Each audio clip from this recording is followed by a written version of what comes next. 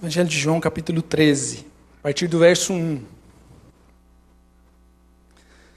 Um pouco antes da festa da Páscoa, sabendo Jesus que havia chegado o tempo em que deixaria este mundo e iria para o Pai, tendo amado os seus que estavam no mundo, amou-os até o fim. Estava sendo servido o jantar e o diabo já havia induzido Judas Iscariotes, filho de Simão, a trair Jesus. Jesus sabia que o Pai havia colocado todas as coisas debaixo do seu poder e que viera de Deus e estava voltando para Deus. Assim, levantou-se da mesa, tirou sua capa e colocou uma toalha em volta da cintura. Depois disso, derramou água numa bacia e começou a lavar os pés dos seus discípulos, enxugando-os com a toalha que estava em sua cintura. Chegou-se Simão Pedro que lhe disse: Senhor, vais lavar os meus pés? Respondeu Jesus: Você não compreende agora o que estou lhe fazendo. Mais tarde, porém, entenderá. Disse Pedro: Não, nunca lavarás os meus pés. Jesus respondeu: Se eu não lavar os pés, você não terá parte comigo. Respondeu Simão Pedro: Então, Senhor, não apenas os meus pés, mas também as minhas mãos e a minha cabeça. Respondeu Jesus: Quem já se banhou precisa apenas lavar os pés. Todo o seu corpo está limpo. Vocês estão limpos, mas nem todos. Pois ele sabia quem iria traí-lo, e por isso disse que nem todos estavam limpos. Quando terminou de lavar-lhe os pés, Jesus tornou a vestir sua capa e voltou ao seu lugar. Então lhes perguntou: Vocês entendem o que eu lhes fiz? Vocês me chamam mestre e senhor, e com razão, pois eu o sou. Pois bem, se eu, sendo senhor e mestre de vocês, lavei-lhes os pés, vocês também devem lavar os pés uns dos outros. Eu lhes dei o exemplo, para que vocês façam como lhes fiz. Digo-lhes verdadeiramente que nenhum escravo é maior do que o seu senhor, como também nenhum mensageiro maior do que aquele que o enviou. Agora que vocês sabem estas coisas, felizes serão se as praticarem. Irmãos, se você tivesse a oportunidade de trazer uma palavra de despedida, as suas últimas palavras em vida, né? Digamos que você saiba que está prestes a morrer, falta-te pouco tempo, faltam alguns dias para você morrer, e você tem a oportunidade então de reunir seus amigos, de reunir sua família, talvez seus filhos, aqueles mais próximos de você, e dar uma palavra de despedida para eles, a tua última expressão para aquele povo ali, teu povo que está ali do ladinho de você. O que é que você falaria? Que palavra você levaria para esse povo? O pastor, que não é parente meu, mas o pastor Xavier, já compartilhei aqui na igreja, alguns vão lembrar. Esse pastor é um pastor lá do Rio, me esqueci o nome da igreja, eu conheci num retiro de carnaval em Curitiba. Na verdade, aqui em Santa Catarina, mas eu estava em Curitiba, vim para um retiro da igreja que era feito aqui em Freiburgo, confundo sempre uma com a outra. Freiburgo, né? Friburgo é no Rio, né? Obrigado, eu sempre troco. E conheci esse pastor, e depois fiquei sabendo, muitos anos depois, que esse pastor já falecido, ele foi tomado de câncer. E próximo da sua morte, ele já desenganado, os médicos já tinham feito a cirurgia, tinha feito todo o tratamento, não tinha mais jeito, os médicos já tinham desenganado, falaram assim: olha, falta pouco tempo, no máximo mais uma semana, 15 dias, ele já estava muito fraco, muito enfraquecido. E então o que ele fez? Ele convocou toda a sua família, toda a sua igreja, qual ele pastoreava lá no Rio, e fez um culto, o culto fúnebre dele. Ele é meio doido, né? Não é só o Silas que é doido, tem mais uns por aí. E fez o seu próprio culto fúnebre. Ele falou assim: esse vai ser o meu culto de despedida, e eu não quero o compromisso de vocês, igreja, que não seja feito outro culto, porque eu quero que este seja o meu culto de despedida, e eu é quem vou pregar. Na cadeira, fraco, escolheu todas as músicas, né, que ele gostava, e então pregou para aquela igreja, seu último sermão. Morreu 2 ou 3 dias depois. E naquele sermão, o que mais marcou aquela igreja foi que ele disse que ele derramou a vida dele toda, e todas as suas energias, toda a sua força, sua vitalidade, ele derramou naquela igreja para revelar a Cristo, sua obra, e o amor de Cristo. E o seu último desejo é que agora a sua própria morte, onde não tinha mais força, onde não tinha vitalidade, onde as palavras eram difíceis já de sair da sua boca, mas que na sua morte ele pudesse continuar revelando Cristo e seu amor, e que aquela igreja pudesse, enfim, aprender algo a respeito do amor de Cristo, da paz, que excede todo entendimento. Você acha que aquela igreja foi marcada com essas palavras? Eu creio que foi tremendamente marcada pelas palavras do seu pastor. Mas imagine você, se você pudesse ter essa experiência. Qual seria a sua última mensagem? Será que você pensaria bem, sim, o que eu vou falar? Eu preciso trazer algo que seja relevante. Me lembro da minha avó, minha bisavó, que morou com a gente, já na sua velhice, já muito velhinha, e ela também já desenganada pelos médicos, depois de ter feito cirurgia, e então foi para casa. O médico falou, olha, não tem mais o que fazer. E me lembro da minha última conversa com ela, quando cheguei do serviço, e sentei do lado da caminha dela no quarto, botei uma cadeira, como eu fazia todo dia quando chegava, e perguntei, vó, como a senhora está? Como está o seu coração? E ela também quase foram as últimas palavras que ela disse. Ela faleceu 2 dias depois, se eu não me engano também, mas foram as últimas palavras dela para mim. Ela disse, meu filho, eu não queria morrer, porque é tão bom viver com vocês. E eu queria ter mais um pouquinho de tempo aqui, para desfrutar de vocês. E aí ela disse assim, mas eu estou tranquila, porque eu sei que eu estou indo para os braços do meu Senhor. E aquilo marcou a minha vida, aquilo marcou o meu coração. Mas, irmãos, esse texto, quando a gente lê, a gente precisa lembrar que esse texto foram os últimos momentos de Jesus em vida, com os seus discípulos. Esse texto é o texto, né, João não narra a última ceia, ou a instituição da ceia, melhor dizendo, mas esse texto é no mesmo momento da ceia. Quando ele fala do jantar, esse jantar sendo servido, era a ceia que Mateus, Lucas e Marcos estão narrando.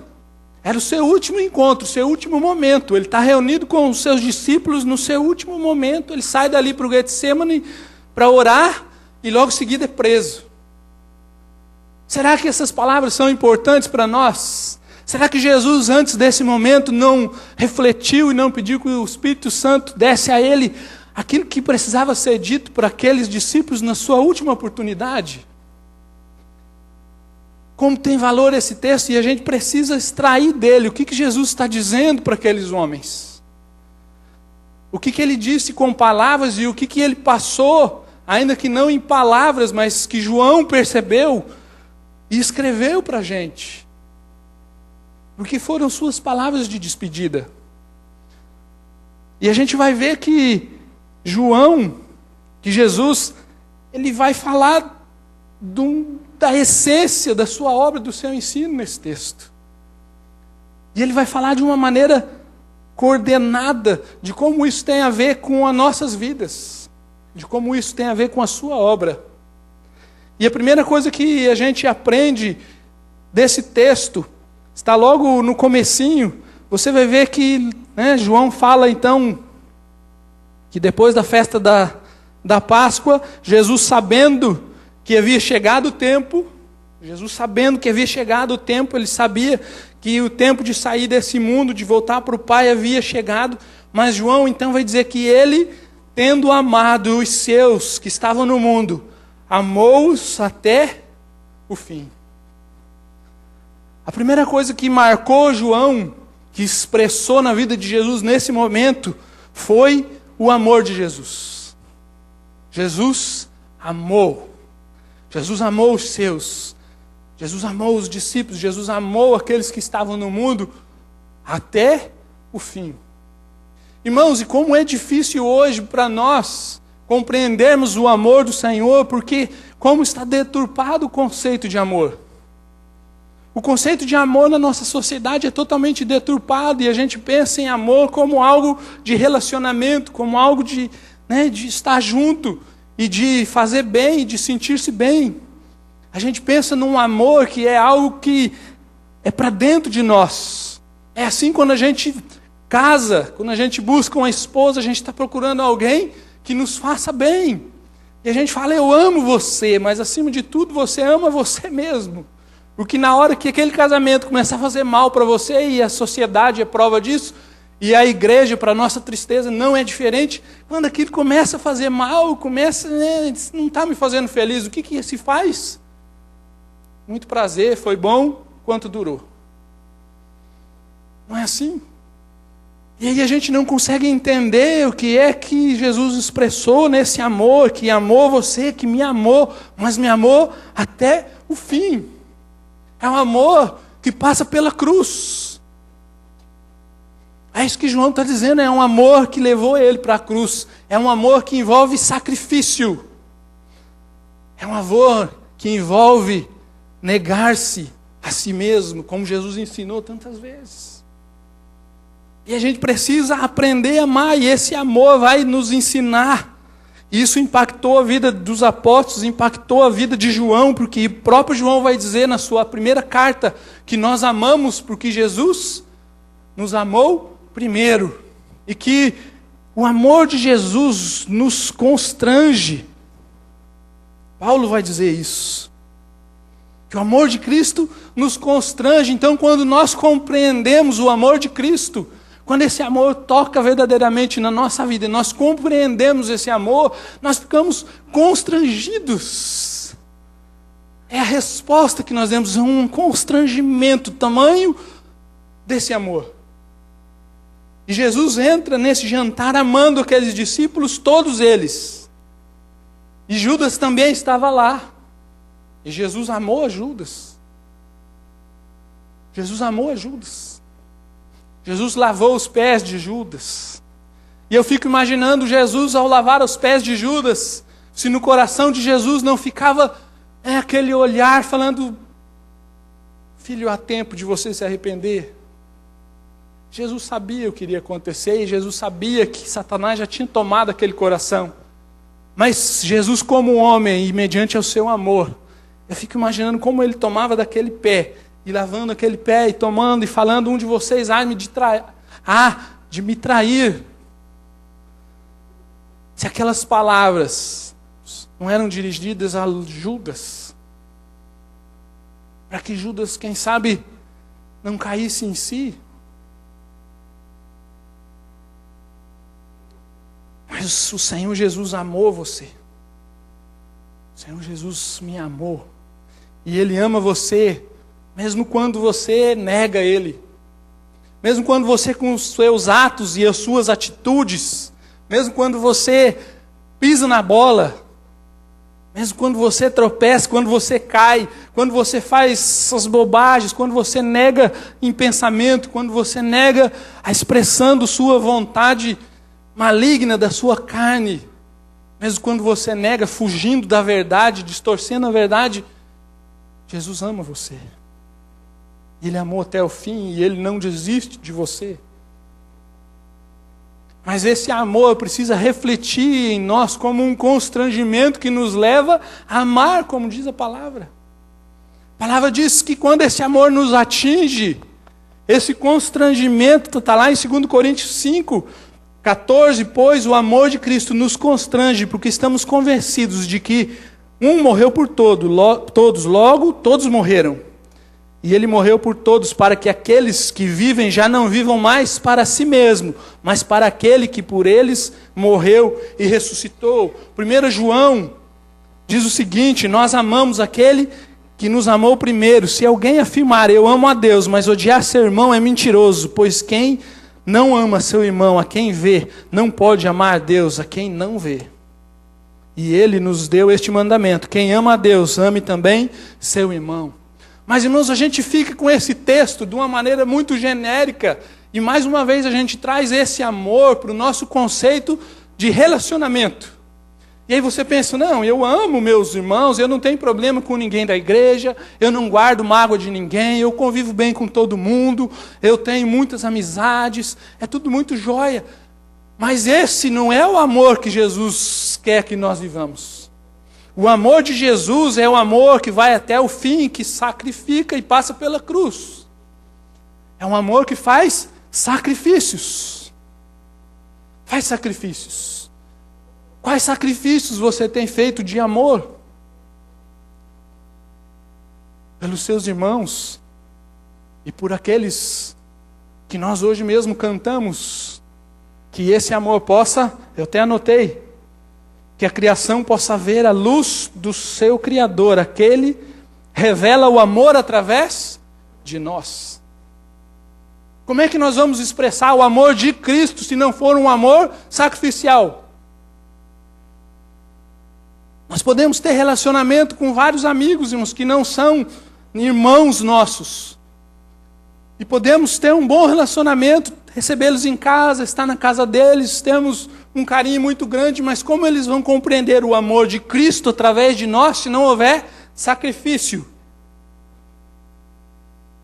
E eu lendo esses dias a história do Lar Batista Esperança, em Curitiba, de como começou a história do Lar Batista Esperança, que hoje são 5 casas, se eu não estou enganado, que cuidam de crianças abandonadas pelos seus pais, em Curitiba. E o pastor Natanael, se eu não me engano, foi quem começou, e ele contando que ele, um belo dia, saindo da sua casa com sua família, sua esposa, seus filhos, e saindo arrumado, apressado para ir para a igreja. E ele bota o pé fora de casa, ele vê 2 crianças revirando seu lixo. E uma delas comendo e raspando com os dentes um pedaço de melancia que eles tinham comido. Comendo aquela melancia. E ele foi tremendamente impactado com aquilo, e aquilo trouxe no seu coração algo que ficou remoendo. E no dia seguinte, ele foi até o juizado de menores da cidade. Sem falar com ninguém, entrou lá e falou com a secretária: eu preciso falar com o juiz. Sim, você marcou hora? Não marquei hora, mas eu só saio daqui depois de falar com ele. É uma coisa importante, eu preciso falar com ele. E ficou quase que o dia todo lá, até o juiz desistir e recebê-lo. E ele falou: eu não posso mais deixar de fazer alguma coisa pelas crianças. Eu não posso mais fingir que não estou vendo aquilo que está diante dos meus olhos. Eu preciso fazer alguma coisa. E para que eu possa fazer alguma coisa, o Senhor precisa me ajudar. Então, a partir dali, surgiu uma negociação, uma autorização para que ele começasse na sua própria casa. A primeira casa do Lar Batista Esperança, lá em Curitiba. Um amor que sacrifica. Um amor que não é só contemplativo, que não é só relacional, que não é só um amor que busca para si, que está bem enquanto tudo está bem. Mas um amor que dá, ainda que possa não receber absolutamente nada. É um amor que se doa. É um amor que se entrega. Esse é o amor que Jesus estava falando. Estava demonstrando para os seus discípulos naquela hora. Falando para eles: vocês precisam amar. Vocês precisam fazer. Vocês precisam revelar esse amor ao mundo. Será que nós temos sido realmente reveladores desse amor à nossa sociedade? Será que nós realmente temos sido como Cristo foi? Temos amado como Jesus amou? Será que nós temos e estamos dispostos a sacrificar daquilo que a gente julga que é nosso, por amor a alguém? E aí eu volto àquilo que eu comecei, isso Jesus falou e demonstrou, e são palavras que expressadas por João, no último encontro de Jesus. Jesus deixou claro que Ele nos amou. Nos amou até o fim. Mas Jesus também nos fala a respeito de descer de um trono, de descer de um pedestal, de descer de uma posição, de sair de algo que você julga que é seu e pertence a você. Porque o texto diz que Ele desceu desse trono. Verso 3 e 4. Jesus sabia que o Pai havia colocado todas as coisas debaixo do seu poder, e que viera de Deus e estava voltando para Deus. Assim, levantou-se da mesa, tirou sua capa e colocou uma toalha em volta da cintura. Depois disso, aí você lembra do texto. Irmãos, parece que está meio fora de contexto a passagem, não parece? João diz, Jesus sabia exatamente quem Ele era. Jesus sabia que Ele era do Pai, Ele sabia que o Pai tinha colocado todas as coisas debaixo da sua autoridade, que o Pai tinha dado todas as coisas a Ele. E é o mesmo João que vai dizer que no princípio era o Verbo. E o Verbo estava com Deus, e o Verbo era Deus. E vai dizer que todas as coisas foram feitas por meio dEle. E para Ele tudo que foi feito se fez. E aí, o texto diz, então, Jesus se levantou, tirou a sua capa, pegou uma toalha, amarrou na cintura, ou cingiu-se, como em algumas versões vai estar escrito, cingiu-se. Pegou uma bacia, colocou no colo e começou a lavar os pés dos discípulos. Jesus sabia que toda a criação tinha partido dele. Jesus sabia que tudo ia ser, estava sujeito à sua palavra, à sua autoridade. E ele desce disso tudo. E aí Filipenses vai nos ajudar dizendo que Jesus, em sendo Deus, não teve por usurpação ser igual a Deus. Antes, a si mesmo se esvaziou, assumindo a forma de servo, em semelhança de homem. Jesus desce do seu trono. Jesus desce sabendo quem era do seu trono, se humilha para servir, para agir, para amar. E a figura de cingir-se faz parte da cultura de Israel, porque o homem, quando estava dentro de casa com aquele vestidão, né, aquela roupa comprida, aquele vestidão, quando ele estava sem o cinto, era sinal que ele estava em casa, descansando, relaxado, tipo camisolão, né? Pijamão, está em casa. E quando o homem estava pronto para o trabalho, o que ele fazia? Quando ele ia para a rua, vou trabalhar, vou para a rua, pegava então um cinto e amarrava na cintura, prendia na cintura. Aquilo significava então que ele cingiu-se, ele estava pronto para trabalhar, isso significa. E Jesus aqui então desce do seu trono, desce da sua glória, se esvazia em figura humana, e o texto diz que então ele se levanta e diz, estou pronto agora. E amarra a toalha na cintura. E passa a lavar os pés dos seus discípulos. Irmãos, muitos de nós dizem que estamos dispostos a amar, a agir, a servir, mas não estamos dispostos a descer do nosso trono, do trono das nossas vaidades, do trono das nossas vontades, do trono da nossa autoridade. E muitos de nós amam enquanto estão exercendo autoridade, enquanto estão sendo servidos, mas não amam com o seu serviço, com a demonstração do seu serviço, ainda que isso possa significar um descer do seu trono. Me lembro de estar no acampamento de promotores, lá em Curitiba, agora recente, promotor de missões, junto com o pastor Silas, nós estávamos lá, e aí a gente estava ali na cozinha, né, no balcão, próximo da cozinha, conversando, vendo os cozinheiros ali, e tinha um homem ali cozinhando, e comandando, e fazendo, e ele suando aquela cozinha quente, e ele trabalhando, e eu assim, poxa, e você sabe que acampamento, quem já foi, quem fica na cozinha é o que mais sofre, é o que acorda mais cedo, que dorme mais tarde, é o dia inteiro, descascando batata, preparando água, cortando tomate. Não para, é o dia inteiro fazendo as coisas. E eu achei tão bacana aquele homem ali servindo e tal. E depois eu conversando com o pastor Cláudio, que é o coordenador de missões, está coordenando o acampamento. E eu falei assim, puxa, que equipe boa que você tem. E ele falou assim, essa equipe é uma bênção. E ele começou a me falar sobre cada um daquela equipe. Irmãos, aquele homem que estava ali servindo era um homem de muito dinheiro, de muitas posses. Ele era um médico, é um médico muito conhecido em Curitiba, que comanda uma grande clínica. E ele estava lá servindo radiante, servindo, cortando batata, descascando batata. Me lembro do estacionamento da primeira igreja de Curitiba, quando eu ainda lá frequentava, das pessoas chegando com um carro e fica uma equipe lá. Põe para cá, põe para lá, põe aqui, para ali, orientando para poder caber mais carro, para ninguém trancar ninguém.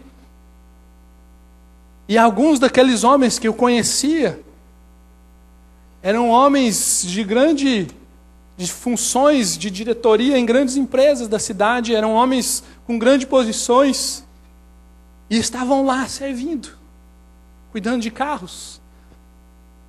Mas muitas vezes nós, quando queremos servir, nós começamos a procurar lugares que possam nos destacar. A gente não procura os mais simples, as coisas menores, a gente quer algum destaque. A gente acha que a gente tem que continuar no trono, num pedestal, nós não procuramos as coisas mais simples. Nós sequer percebemos que as coisas simples são feitas. E nós não damos muitas vezes valor a estas coisas simples. Irmãos, como é gostoso saber, e se você não sabe, saiba, que tem alguém que todos os domingos coloca os envelopes nas cadeiras aí da igreja na sua frente. E você vai chegar e todo domingo vai ver que tem envelope, está sempre cheio de envelope. Mas tem uma pessoa que acho que ninguém nunca pediu a ela. E eu já vi várias vezes, todos os domingos, ela chega, pega os envelopinhos e vai ali e serve.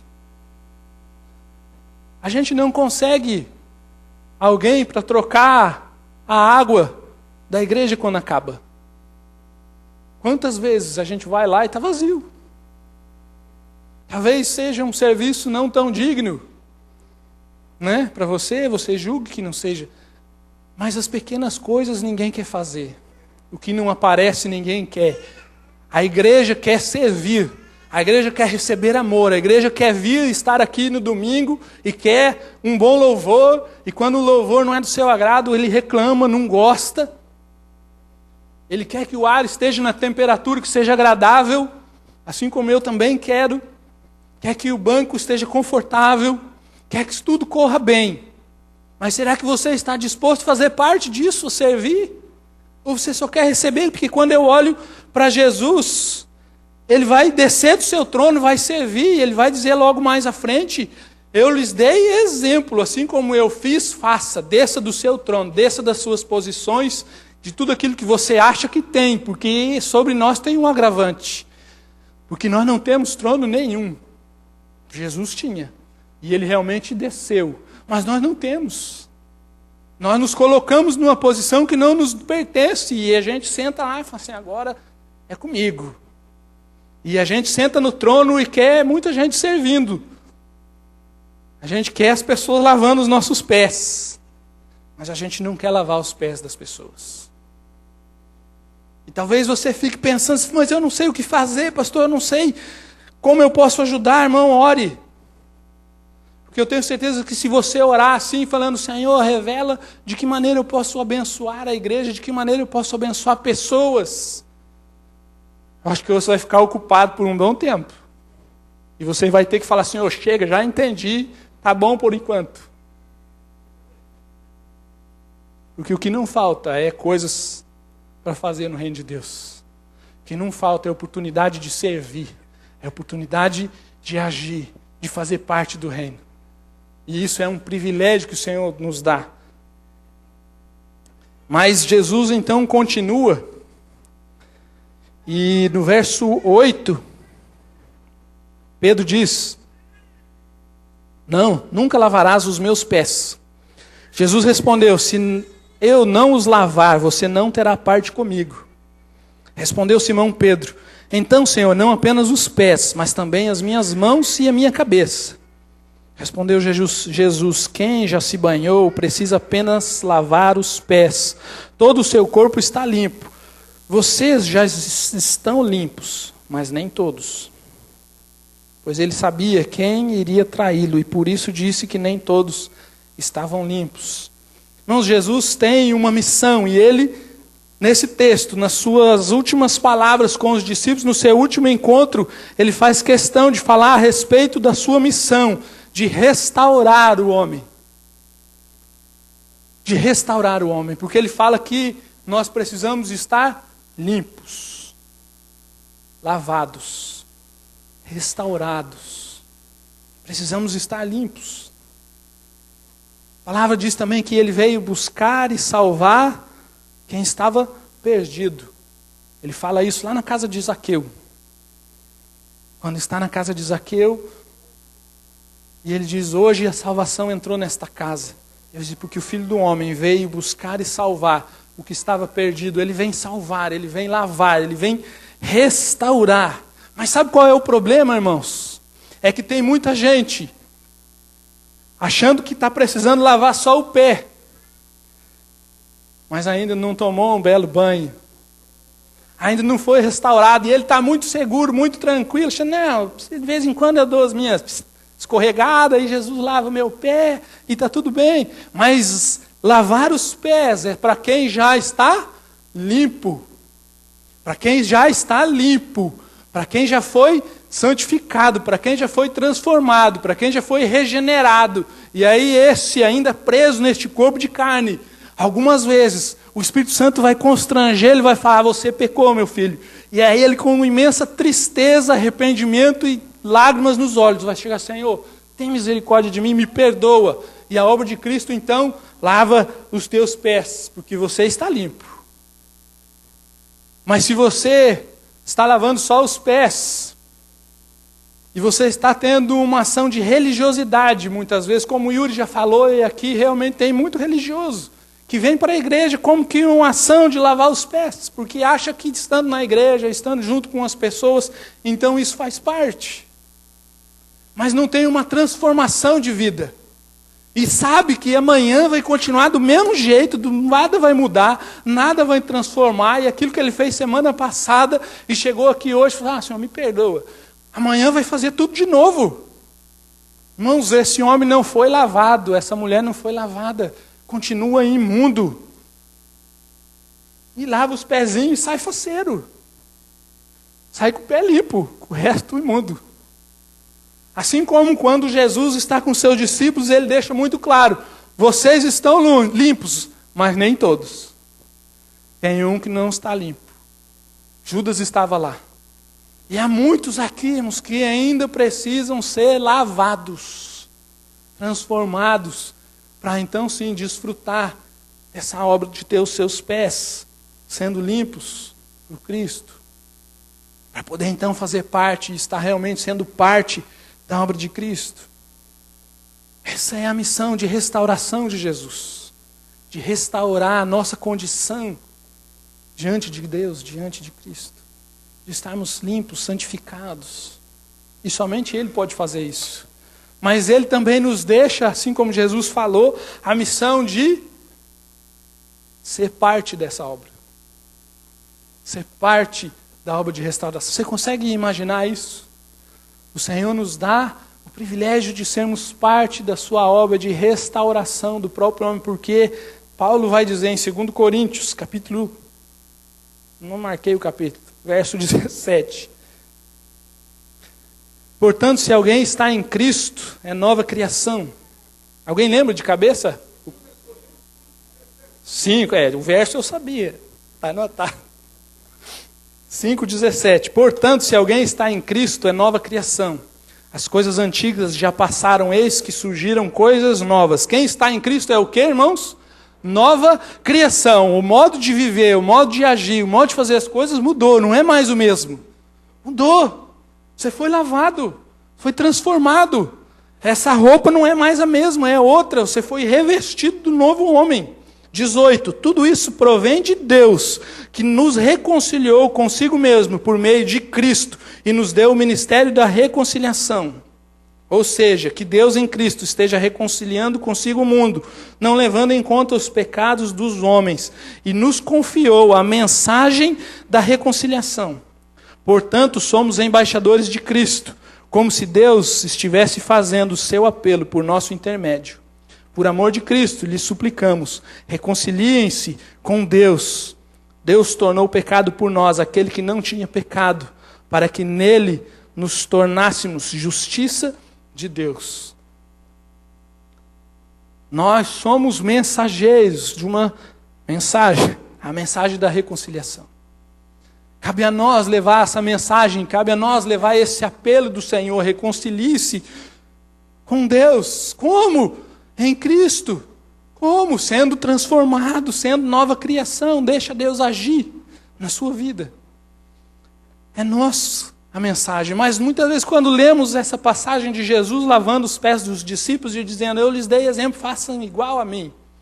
A gente julga que é um apelo de Jesus somente para servirmos. Mas o apelo de Jesus vai além de servirmos. Mas é também um serviço que leva a mensagem.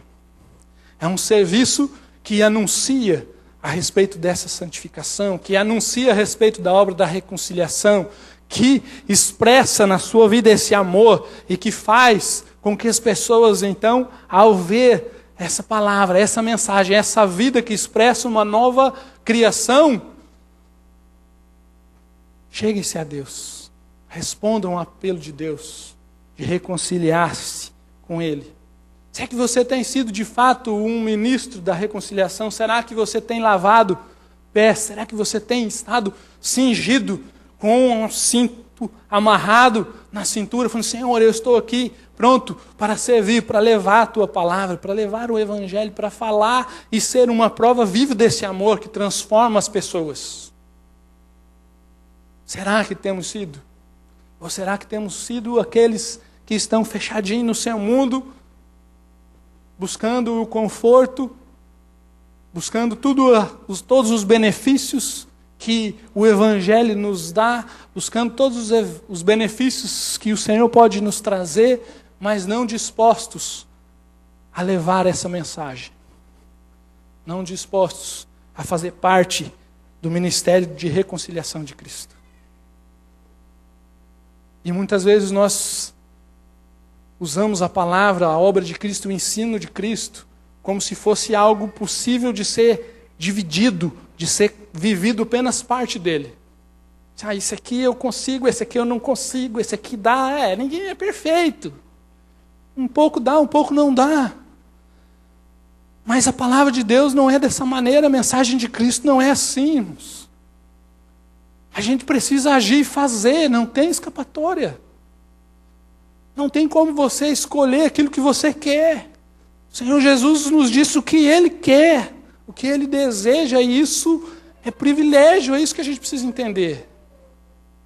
Mas que grande dificuldade é encontrar na igreja pessoas dispostas, por exemplo, a pregar o Evangelho de Cristo. Cada dia há mais dificuldade, e cada dia a igreja vai se parecendo mais com a sociedade e com o mundo. Ao invés da igreja ser transformadora do mundo, ser um agente de transformação do mundo, de revelar o amor, a luz do Senhor ao mundo, como nós cantamos hoje tantas vezes, a respeito do amor, da luz, a igreja está sendo transformada pelo mundo. Isso só vem mostrar que na igreja há cada vez mais pessoas que não foram lavadas.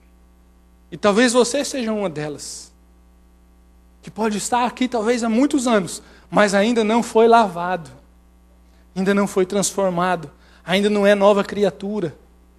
Mas por julgar, estar aqui dentro desse lugar, você acha que faz parte de um reino por estar dentro de 4 paredes, reunido com um povo e um grupo, e porque você tem algumas crenças teológicas, filosóficas, sei lá eu, que estão aí intelectuais dentro da sua mente, mas não desfrutou no seu espírito uma transformação. E essa transformação não é de fora para dentro, mas de dentro para fora. Precisa ser lavado. Precisa fazer parte do ministério da reconciliação, porque nós fomos colocados como embaixadores. Não foi só um nem outro, são todos. Todos nós. Aí você pensa, pastor, mas eu não sei falar, não sei pregar, irmãos. Basta viver. Porque o resto o Senhor vai derramar dom sobre cada um. E aí o seu dom, você vai agir de acordo com o que o Espírito Santo te deu e concedeu. E uns vão ter o dom da palavra, da mensagem, do ensino, da pregação. Outros vão ter o dom de orar. Outros vão ter o dom de misericórdia. Outros vão ter o dom de curas. Mas amar é para todos nós. E revelar esse amor na nossa vida e essa transformação na nossa vida é para todos nós. Mas por fim, a última mensagem de Jesus nessa passagem, pelo menos a última que eu relacionei daquilo que o Senhor colocou no meu coração, está lá no verso 17. Agora, do capítulo 13 de João, agora que vocês sabem estas coisas, felizes serão se as praticarem. Felizes serão se as praticarem, agora que vocês sabem estas coisas. Então, se você compreendeu o amor de Deus, se você compreendeu que Jesus desceu do seu trono, se você compreendeu que Jesus cingiu-se, que Jesus amarrou na sua cintura e falou, eu estou pronto para servir. Se você entendeu a mensagem da reconciliação, que Cristo veio anunciar e veio realizar em si mesmo. Então Jesus está dizendo, agora que vocês sabem estas coisas, vocês são felizes se a praticarem. Jesus está dizendo, vocês precisam ter compromisso com a minha palavra. Um compromisso inegociável. Um compromisso que não arruma desculpa, não arruma jeito, que não foge, mas um compromisso que não negocia os valores do reino ensinado para vocês. E aqui eu imagino que Jesus, quando fala isso, também está em mente tudo aquilo que ele já falou para aqueles 12. Porque ele está terminando aqui, então, o seu ensino.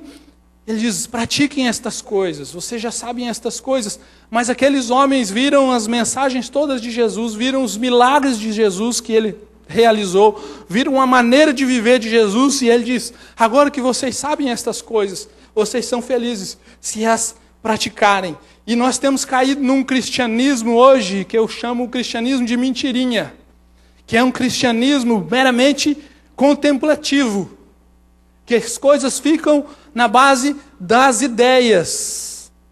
É um cristianismo que a pessoa eu creio em Deus, eu creio em Jesus, Jesus é maravilhoso, Jesus é isso, mas eu vivo de acordo com a minha ética, a minha maneira de pensar e de agir e de entender as coisas.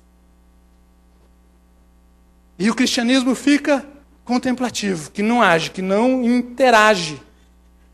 E aí você cria as tuas normas, as tuas éticas e a tua maneira de entender a relação sua com o mundo e a sociedade e as coisas do mundo.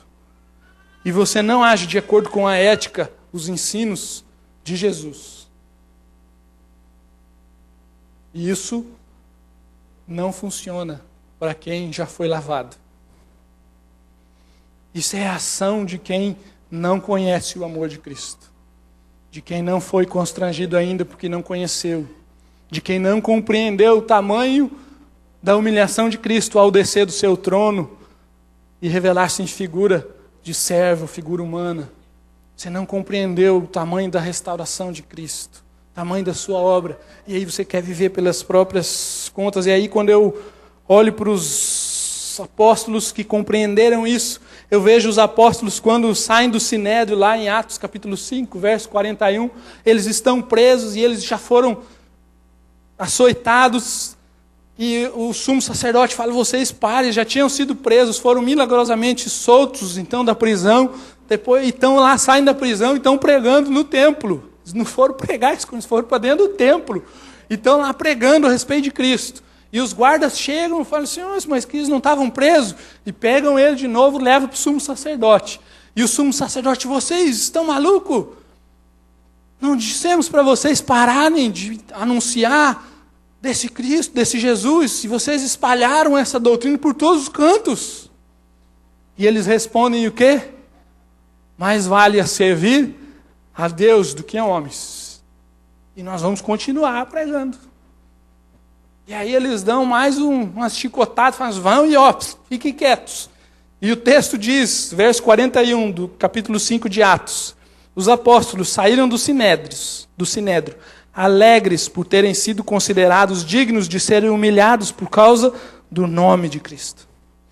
Todos os dias no templo e de casa em casa não deixavam de ensinar e proclamar que Jesus é o Cristo. Irmãos, como a gente diz, as palavras do sumo sacerdote entraram por um ouvido e saíram pelo outro. Nós vamos praticar as verdades de Cristo, custe o que custar. E se nós tivermos que sofrer açoites e vergonha e humilhações, nós vamos sofrer, porque isso para a gente é motivo de alegria, porque estão vendo em nós a mensagem de Cristo sendo anunciada e nós vamos continuar. Mas muitas vezes nós, nas menores dificuldades, naquilo que envolve justamente os nossos desejos, nós torcemos o Evangelho para que ele possa nos servir naquela hora. Me lembro quando entrei na empresa que trabalhava até alguns tempo atrás, precisei fazer um curso de ética. E aí sentei lá para ver aquele curso, todo no computador, uma série de vídeos e questionários. E aí naquele curso eles ensinando assim, olha, você não pode fazer negociações que envolvam troca de favores. Assim, não, eu vendo mais barato se você me dá isso. Ou se não, se você comprar comigo, a gente divide uma comissão. Ensinando isso, você não pode assediar uma mulher no serviço, você não pode ter negócios com empresas terceirizadas nossas, você não pode ter parente. E aquilo tudo, e eu fui vindo, assim, gente, mas eles precisam de curso. É assim que a sociedade virou. Precisa de curso para ensinar você o que você não deve fazer, como ser honesto. Como ser honesto, porque deturpou de tal maneira que hoje as empresas precisam ensinar o que o funcionário pode e não pode fazer. Ele não pode desviar, não pode tirar nota de valor maior das suas despesas, porque isso é roubo, é desvio da justa causa, e vai ensinando. E eu fiquei olhando aquilo tudo, e isso me veio à mente hoje, e eu pensando assim, nossa, são coisas que aprendíamos em casa, nas nossas famílias. Mas hoje precisam ensinar, porque as nossas famílias começaram a deixar de praticar as verdades de Cristo, custe o que custasse, e começaram a adaptar-se. E quando as coisas mexem com o nosso bolso, mexem com o nosso conforto, mexem com as nossas coisas, vai ficando cada vez mais difícil. Mexe com os nossos sonhos, com os nossos desejos, vai ficando cada vez mais difícil. E a gente então vai se adaptando a essa sociedade. Mas a palavra do Senhor diz que aquele que perseverar até o fim, este será salvo. Ser fiel até a morte, ainda que custe a morte. E ele está falando para uma igreja perseguida. Ser fiel até a morte, dar-te-ei a coroa da vida.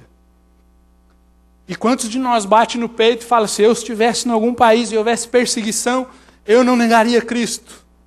Ah, mas você nega por tão menos e por tão pouco.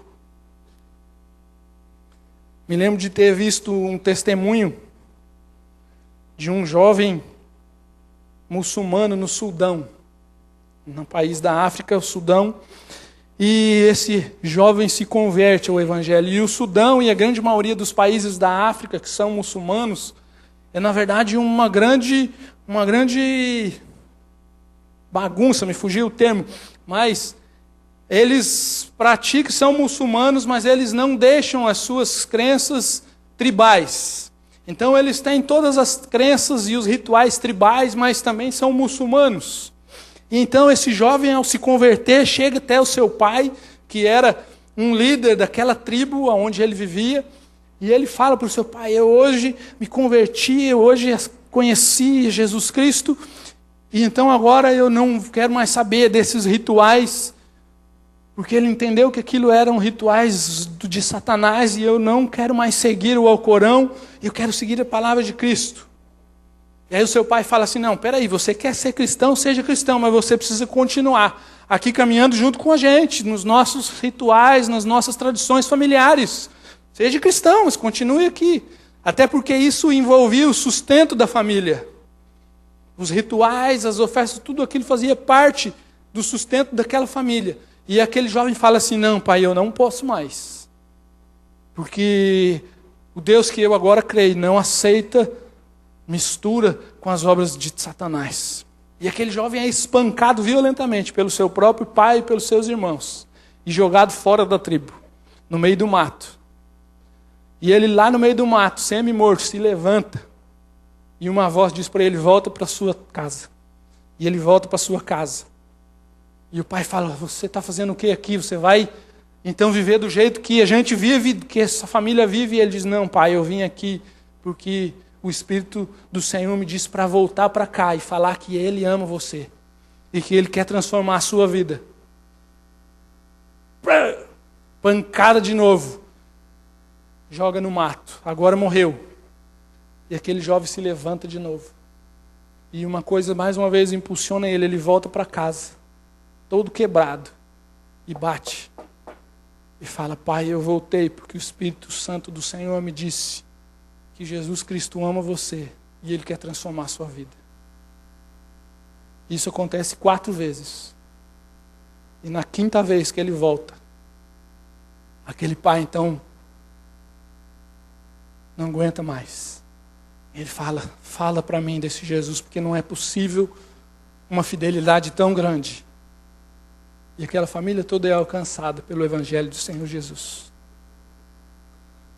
Mas, irmão, será que nós estamos dispostos